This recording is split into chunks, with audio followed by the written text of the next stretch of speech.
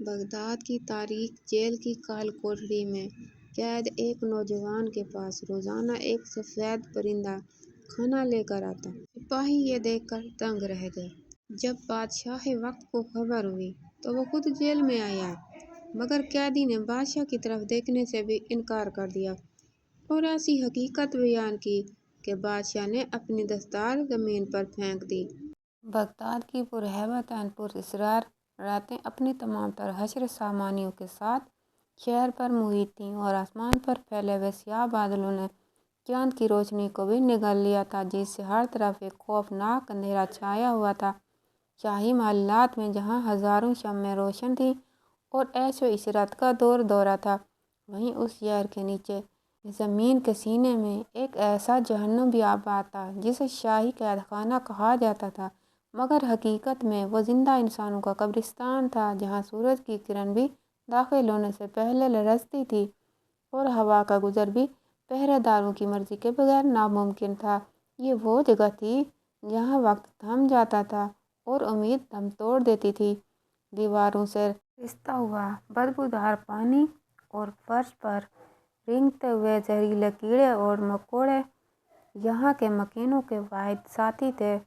اسی خوفناک اور لرزہ خیز سناٹے میں ایک کال کوٹڑی ایسی تھی جو باقی تمام کوٹڑیوں سے زیادہ تنگ اور تاریک تھی، جہاں اندھیرا اس قدر گھنا تھا کہ انسان اپنا ہاتھ بھی نہ دیکھ سکتا تھا، مگر اس گپت اندھیرے میں ایک عجیب سی وحشت اور ایک انکہی داستان چھپی ہوئی تھی جو پتھر کے دلوں کو بھی پگھلانے کی صلاحیت رکھتی تھی۔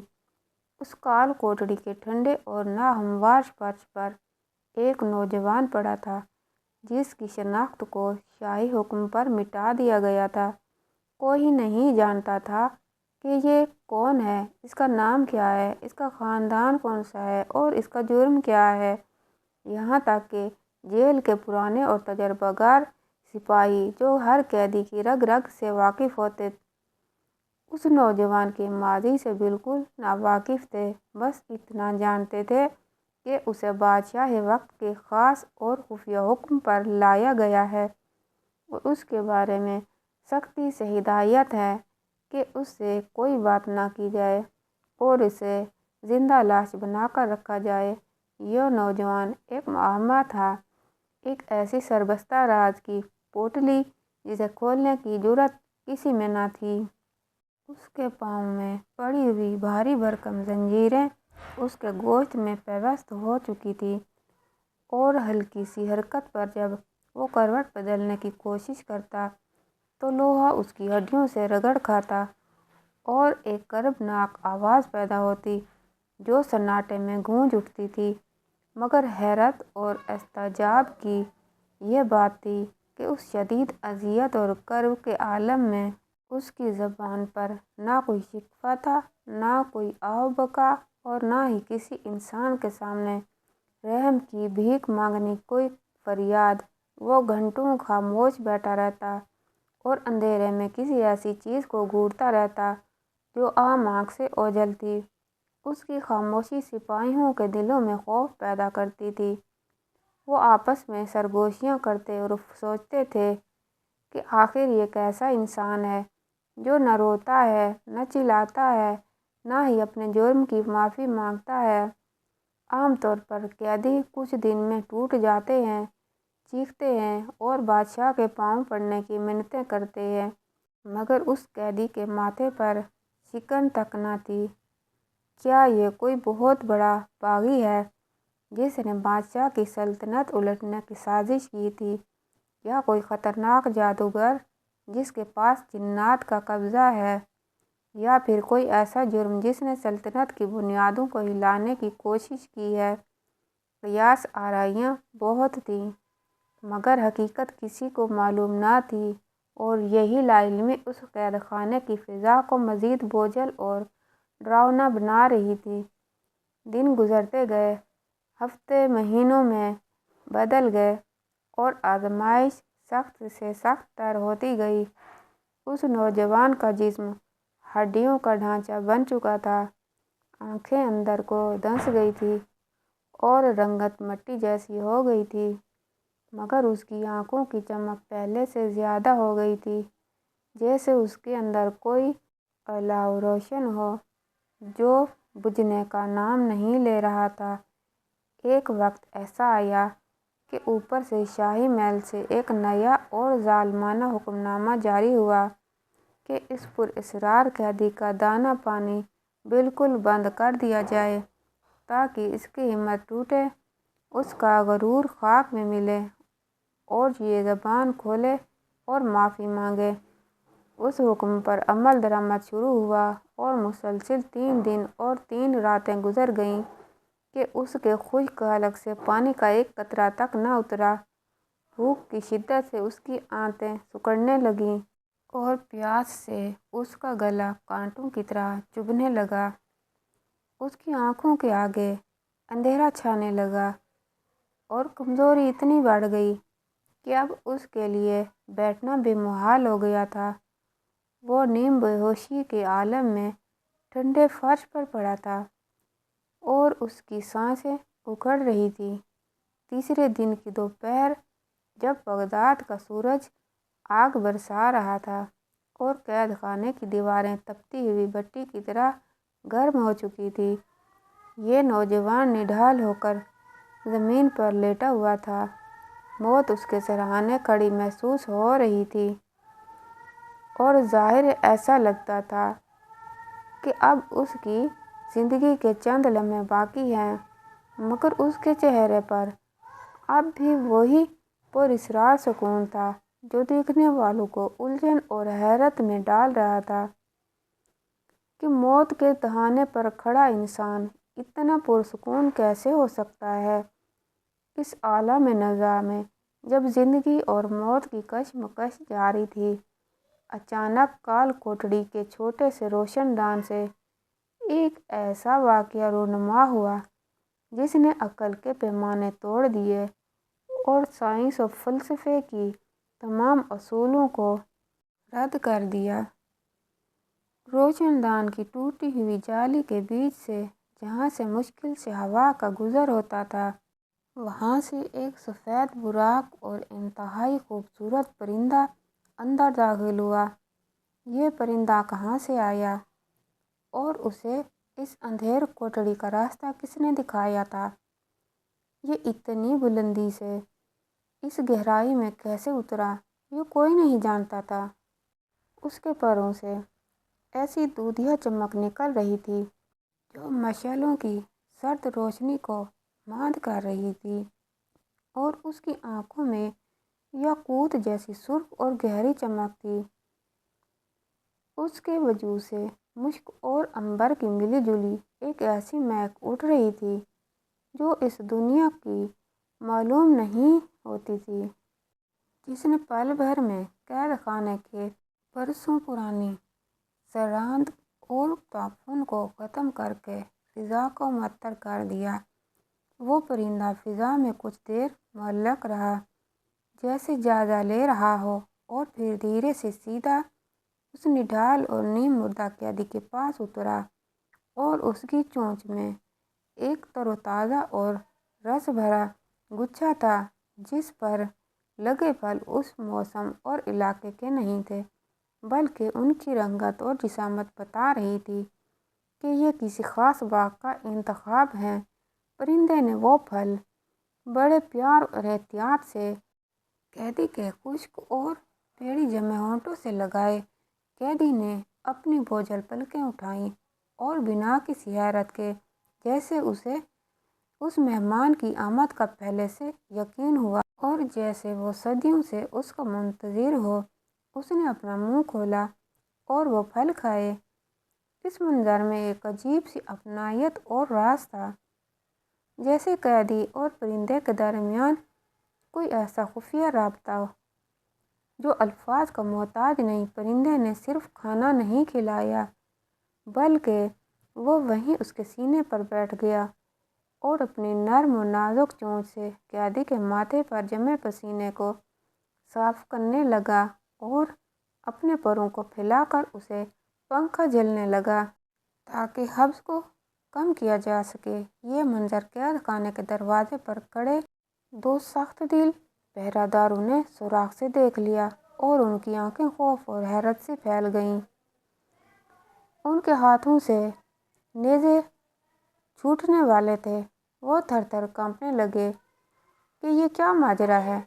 इस कैदी के पास ये परिंदा कैसे पहुंचा जहां इंसान नहीं पहुंच सकता? वहां ये परिंदा कैसे आया और ये फल कहाँ से आए जो बाजार में तो नहीं मिलते? क्या ये कोई जादू है या कोई गैबी इमदाद, या फिर ये कैदी कोई ऐसी हस्ती है जिसे हम पहचानने से कासिर हैं? सिपाहियों की समझ में कुछ नहीं आ रहा था। उनका दिमाग माऊफ हो चुका था। वो एक दूसरे का मुंह तकने लगे कि क्या हम जागती आंखों से ख्वाब देख रहे हैं या हम पर कोई सहर तारी हो गया है। मगर वो परिंदा वहीं मौजूद था और अब अपनी सुरीली आवाज़ में कुछ ऐसी बोलियां बोल रहा था जो कैदी समझ रहा था, और जवाब में कैदी के लबों पर मुस्कुराहट थी। ये मंजर इतना हैबतनाक और इतना पुरस्कार था कि सख्त दिल सिपाही के दिल भी रोंगटे खड़े हो गए। उन्हें लगा कि वो किसी ऐसी चीज़ के गवाह बन गए हैं जो इंसानी समझ से बालातर है, और अगर उन्होंने उसमें मुदाखलत की तो शायद वह भस्म हो जाएंगे। उन्होंने फ़ौरन ये बात छुपाने की कोशिश की क्योंकि वो बादशाह के गज़ब से डरते थे। मगर राज खुशबू की तरह होता है जो कैद नहीं हो सकता। ये बात पहले सरगोशियों में फैली, फिर जेल के दरोगा तक पहुंची और वहां से होती हुई शाही मकबरों के ज़रिए महल के दीवारों को पार कर गई। खबर ये थी कि काल कोठरी में कैद वो गुमनाम कैदी कोई आम इंसान नहीं है। उसके पास गैब से चीज़ें आती हैं और आसमानी परिंदे उसकी खिदमत करते हैं और उसे मारना नामुमकिन है। पूरे बगदाद शहर में ये चहमगोइयाँ शुरू हो गईं। गली कोचों में लोग रुक रुक कर बातें करने लगे कि आखिर बादशाह ने किसे कैद कर रखा है जिसकी हिफाजत के लिए कुदरत ने अपनी कानून बदल दिए। कोई उसे वली समझ रहा था तो कोई जादूगर, कोई उसे फरिश्ता कह रहा था तो कोई उसे सल्तनत का बागी। मगर असल हकीकत उस कैदी के सीने में दफन थी, और वो परिंदा रोज़ाना उसी वक्त आता और अपना काम करके गायब हो जाता। न कैदी कुछ बोलता और न परिंदा कोई इंसानी आवाज़ निकालता। बस एक खामोश और पुरअसरार ताल्लुक़ था जिसने पूरी सल्तनत में हलचल मचा दी थी। बादशाह वक्त ने जो अपने सोने के तख्त पर बैठा अपनी ताकत और लाओ लश्कर के नशे में चूर था, जब उस तक ये खबर पहुंची कि उसका कैदी भूख से नहीं मर रहा बल्कि कोई गैबी ताकत उसकी पुश्तपनाह है और जेल के पहरेदार भी उस कैदी से खौफज़दा हैं, तो उसके माथे पर पसीना आ गया और पेशानी पर बल पड़ गए। उसे अपनी बादशाहत और अपना तख्त खतरे में लगने लगा। उसके दिल में वसवसे सर उठाने लगे कि कहीं ये शख्स वाकई कोई ऐसी हस्ती तो नहीं जिसकी बददुआ मेरी सल्तनत को राख कर दे, या शायद ये कोई बहुत बड़ा शोबदाबाज है जो अवाम की हमदर्दियाँ हासिल करके बगावत करना चाहता है। बादशाह ने गुस्से और खौफ की मिली जुली कैफियत में फ़ैसला किया कि वो किसी वज़ीर या सिपाही को नहीं भेजेगा बल्कि खुद उस राज से पर्दा उठाएगा और देखेगा कि वो कौन सा परिंदा है जो शाही हुक्म की नाफरमानी कर रहा है। बादशाह नहीं जानता था कि वो पर्दा उठाने नहीं बल्कि अपनी तबाही और इबरत को दावत देने जा रहा है, और वो जिस दरवाज़े को खोलने जा रहा है उसके पीछे उसकी ज़िंदगी का खौफनाक सच छुपा बैठा है। उधर जेल की घुटनज़ुदा तारीकी में कैदी ने रोशनदान की तरफ देखा जहाँ से वो परिंदा अभी उड़कर गया था। उसकी आंखों में आंसू थे मगर चेहरे पर फतह का इत्मीनान था। एक गहरी और पुरअसरार मुस्कुराहट उसके होंठों पर तैर गई। جیسے ہی وہ دیواروں کے پار بادشاہ کے آنے کی آہٹ سن رہا ہو اور کہہ رہا ہو کہ آ جاؤ اے بادشاہ، کھیل اب شروع ہوا ہے اور اب فیصلہ زمین پر نہیں آسمان پر ہوگا۔ اب دیکھنا یہ ہے کہ تیرا لوہا جیتتا ہے یا میرا یقین۔ جیل کا وہ بھاری بھرکم اور خوفناک آہنی اور دروازہ جو صدیوں سے صرف قیدیوں کی لاشوں نکالنے کے لیے کھلتا تھا، آج رات ایک عجیب سی ہیبت ناک چنگھاڑ کے ساتھ کھلا اور مشعلوں کی تیز اور لرزتی ہوئی روشنی نے برسوں کی تاریکی کا سینہ چیر کر رکھ دیا۔ ہوا کے دوش پر دھول اور مٹی کے بادل اڑے اور پھر بادشاہ وقت اپنے پورے جاؤ جلال اور شاہی تمکنت کے ساتھ اندر داخل ہوا اور اس کے سر پر ہیرے جواہرات سے مزین تاج جگمگا رہا تھا جو اس کی دنیاوی طاقت کی علامت تھا، اور کمر سے وہ بدنام زمانہ تلوار لٹک رہی تھی جس نے نہ جانے کتنے بے گناہوں کے سر تن سے جدا کیے تھے۔ اس کے پیچھے مسلح محافظوں اور وزیروں کا ایک پورا دستہ تھا جن کے چہروں پر وحشت اور ہاتھوں میں برہنہ تلواریں تھیں۔ بادشاہ کے قدموں کی دھمک سے جیل کی زمین لرز رہی تھی اور اس کے نتنوں سے غصے کی گرم ہوا نکل رہی تھی۔ وہ اس ارادے سے آیا تھا کہ اس گستاخ قیدی اور اس کے نام نہاد جادو کو اپنی تلوار کی نوک پر رکھے گا اور اسے عبرت کا نشان بنا دے گا۔ مگر جیسے ہی بادشاہ اس تنگ اور تاریک کال کوٹڑی کے دہانے پر پہنچا اور اس کی نظر اندرونی منظر پر پڑی تو کائنات تھم گئی اور وقت جیسے منجمد ہو گیا۔ اس کے قدم وہیں زمین پر گڑ گئے اور حلق میں الفاظ کانٹوں کی طرح پھنس گئے، کیونکہ اس نے دیکھا کہ سامنے گیلی اور ٹھنڈی زمین پر وہی ہڈیوں کا ڈھانچہ نما قیدی سجدے میں پڑا ہے۔ اس کا ماتھا خاک پر ہے اور وہ دنیا سے بے خبر اپنے رب کے حضور رو رہا ہے۔ مگر جو چیز بادشاہ کے ہوش اڑانے کے لیے کافی تھی وہ یہ تھی کہ وہ سفید پرندہ جو بظاہر ایک عام سا پرندہ تھا اور بغداد کی فضاؤں میں عام اڑتا پھرتا تھا، اور اس وقت اس قیدی کے سرہانے بیٹھا نہیں تھا بلکہ ہوا میں معلق تھا، اور اس نے اپنے دونوں ننھے پروں کو ڈھال کی طرح پھیلا کر قیدی کو مکمل طور پر ڈھانپ رکھا تھا۔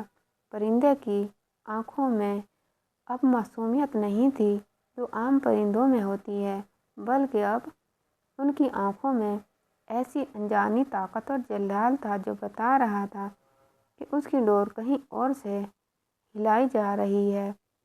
بادشاہ کے اندر کا فرعون جاگ اٹھا۔ اس نے اپنی ہیبت کو بحال کرنے کے لیے گرجدار آواز میں پکارا کہ اے شخص، سر اٹھا، دیکھ تیری قسمت کا فیصلہ کرنے والا تیرے سرہانے کھڑا ہے۔ میں اس ملک کا مطلق العنان بادشاہ ہوں جس کے ابرو کے اشارے سے دریاؤں کے رخ موڑ دیے جاتے ہیں اور جس کے غضب سے پہاڑ ریزہ ریزہ ہو جاتے ہیں۔ میری تعظیم کو اٹھ کھڑا ہو، ورنہ میں تجھے اور تیرے اس پرندے کو ایسی سزا دوں گا، ایسی موت دوں گا کہ تاریخ کے اوراق کانپ جائیں گے اور تیری آنے والی نسلیں بھی اس رات کو یاد کر کے روئیں گی۔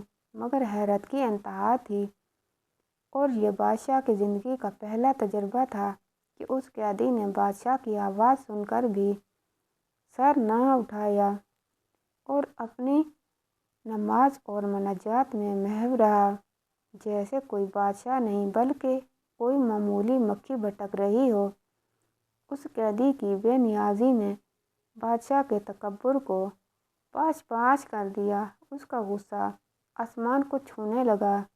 وہ جنونی انداز میں آگے بڑھا اور اس نے اپنی تلوار یم سے نکالی تاکہ اس گستاخ کا سر اسی وقت قلم کر دے، مگر جوں ہی وہ ایک قدم مزید آگے بڑھا اور اس کی تلوار کی دھار چمکی تو وہ عام سا پرندہ پھرتی سے پڑپڑا کر بادشاہ کے چہرے کے بالکل قریب آ گیا، اور اس نے ایسی ہیبت ناک اور دل دہلا دینے والی آوازیں اور چیخیں ماری اور اپنی نکیلی چونچ سے بادشاہ کی آنکھوں کی طرف ایسا وار کیا کہ بادشاہ گھبرا کر پیچھے ہٹا اور اس کے پیچھے سے वो शाही तलवार छूटकर ज़मीन पर गिर गई।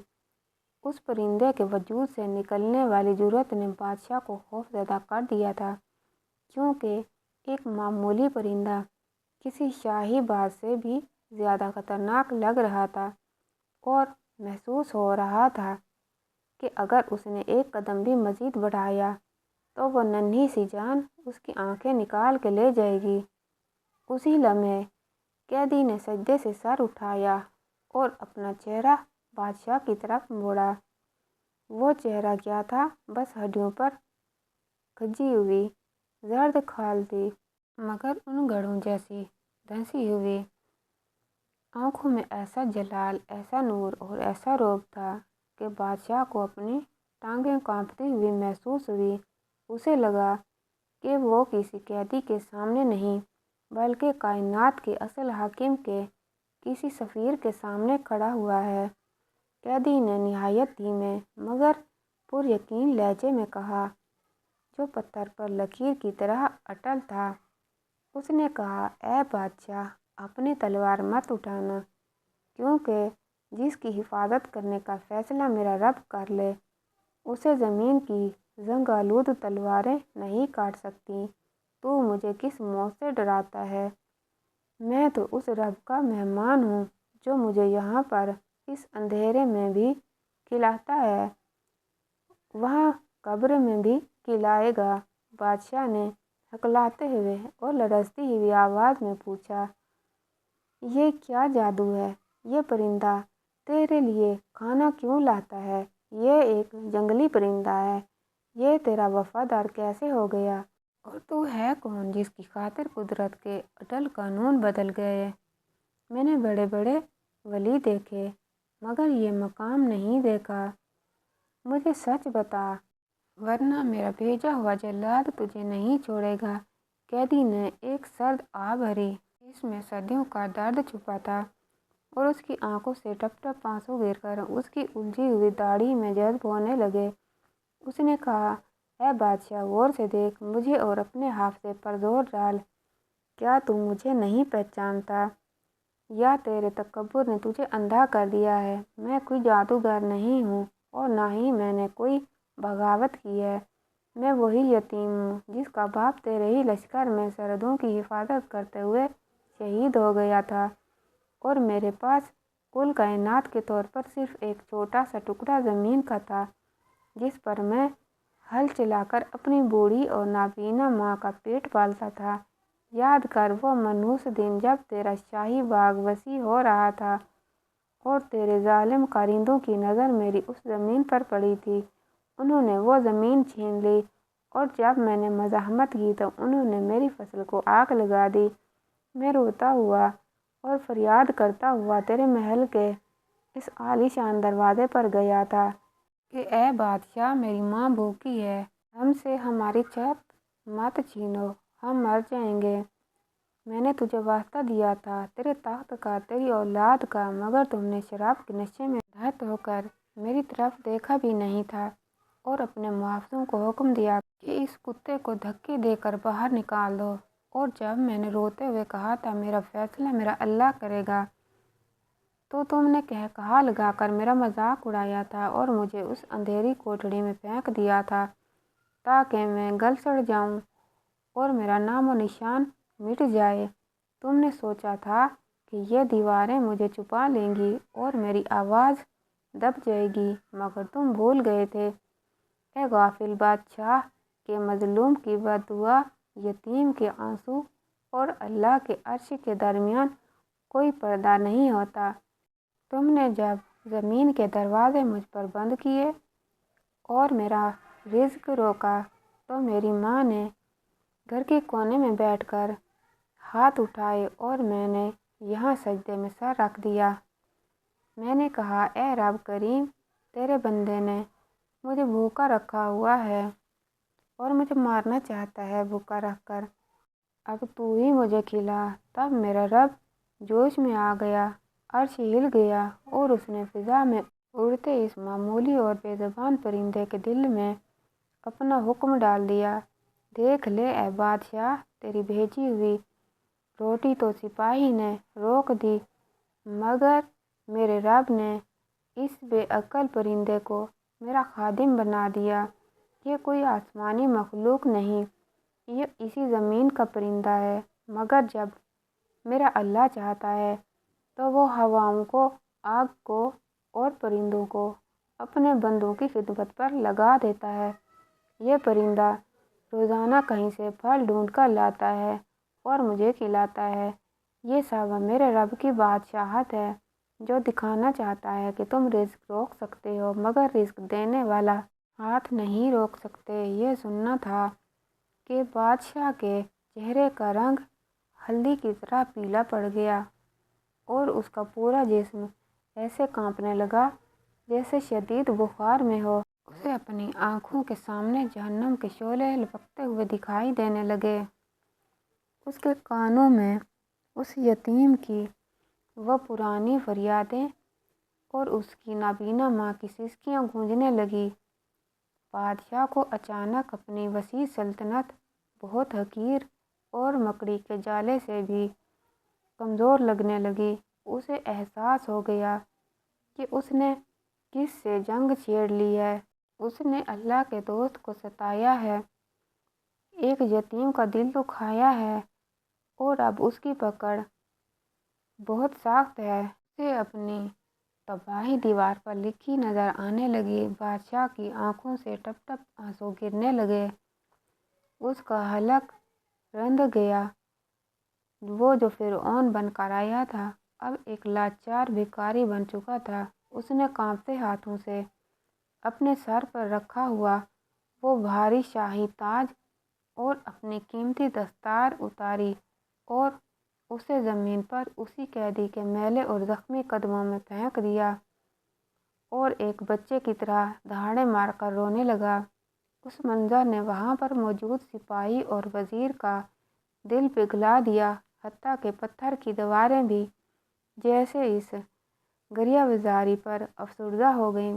بادشاہ زمین پر گھٹنوں کے بل گر گیا اور ہاتھ جوڑ کر گڑ گڑاتے ہوئے بولا، اے اللہ کے ولی، مجھے معاف کر دے، خدا کے لیے مجھے معاف کر دے، ورنہ میرے رب میری نسلیں تباہ کر دے گا۔ میں اندھا ہو گیا تھا، مجھے اقتدار کے سانپ نے ڈس لیا تھا، میں نے تیری زمین پر قبضہ کر لیا تھا۔ میں تیری زمین واپس کرتا ہوں، تجھے اپنی آدھی سلطنت دیتا ہوں، تجھے اپنا وزیر بناتا ہوں، جو مانگے گا دوں گا۔ بس میرے حق میں بد دعا مت کر، مجھے میرے اللہ کے غضب سے بچا لے۔ میں توبہ کرتا ہوں، میں ہار گیا، تو جیت گیا۔ قیدی نے بادشاہ کو اس حال میں دیکھا تو اس کے مومن دل میں رحم آ گیا۔ اس نے مسکراتے ہوئے آسمان کی طرف دیکھا اور کہا، اے بادشاہ، میں نے تجھے اس رات معاف کر دیا تھا جب یہ پرندہ پہلی بار آیا تھا، کیونکہ اگر تو مجھے قید نہ کرتا تو مجھے میرے رب کا یہ قرب اور محبت کیسے نصیب ہوتی۔ میں نے تیرا دیا ہوا ہر زخم معاف کیا، جا میں نے تجھے معاف کیا، مگر یاد رکھ یہ سلطنت، یہ طاقت، یہ جوانی سب ڈھلنے والا سایہ ہے۔ اصل بادشاہت اسی کی ہے جو دلوں کے حال جانتا ہے اور جو چیونٹی کی پکار بھی سنتا ہے۔ اب مجھے تیری زمین کی ضرورت ہے، نہ تیرے محل کی اور نہ ہی تیری وزارت کی۔ مجھے میرے حال پر چھوڑ دے، میرا سودا میرے رب سے ہو چکا۔ بادشاہ نے بہت منت سماجت کی کہ وہ محل چلے، اسے سونے میں تول دیا جائے گا، مگر اس نوجوان نے انکار کر دیا۔ اسی وقت بادشاہ نے حکم دیا کہ جیل کے تمام دروازے کھول دیے جائیں اور تمام قیدی رہا کر دیے جائیں۔ نوجوان جب جیل سے باہر نکلا تو رات کا پچھلا پہر تھا، ٹھنڈی اور پرسکون ہوا چل رہی تھی۔ اس کا جسم کمزور تھا، ہڈیاں نکل رہی تھیں، مگر روح توانا تھا اور چہرہ چودھویں کے چاند کی طرح چمک رہا تھا۔ وہ سیدھا جنگل اور ویرانے کی طرف چل دیا جہاں اسے اپنی عبادت کرنی تھی۔ لوگوں نے اور سپاہیوں نے اپنی آنکھوں سے دیکھا کہ وہ سفید پرندہ اب بھی اس کے سر پر سایہ فگن تھا اور وہ اندھیرے میں روشنی کے مینار کی طرح چمکتا ہوا دنیا کی نظروں سے اوجھل ہو گیا۔ لیکن اس واقعے نے بغداد کی تاریخ بدل دی۔ بادشاہ وہیں زمین پر بیٹھا روتا رہا اور اس رات کے بعد تاریخ दिखती है कि वो बादशाह अपनी सल्तनत छोड़कर फ़कीर बन गया और उसने शाही लिबास उतार कर पैबंद लगे कपड़े पहन लिए और सारी ज़िंदगी उसी जेल के दरवाजे पर झाड़ू देते हुए गुजार दी कि शायद अल्लाह उसकी तौबा कबूल कर ले। और वो रोज़ाना आने वाले हर शख्स से कहता कि कभी किसी कमज़ोर को मत सताना, क्योंकि उसका मुहाफ़िज़ वो है जो नज़र नहीं आता मगर जब पकड़ता है तो कोई छुड़वा भी नहीं सकता। तो आज की वीडियो आपको कैसी लगी कमेंट बॉक्स में राय का इज़हार ज़रूर कीजिएगा और वीडियो को लाइक और चैनल को सब्सक्राइब कर दीजिएगा। इंशाअल्लाह ताला कल नई वीडियो के साथ हाजिर होंगे। तब तक के लिए अल्लाह हाफिज़।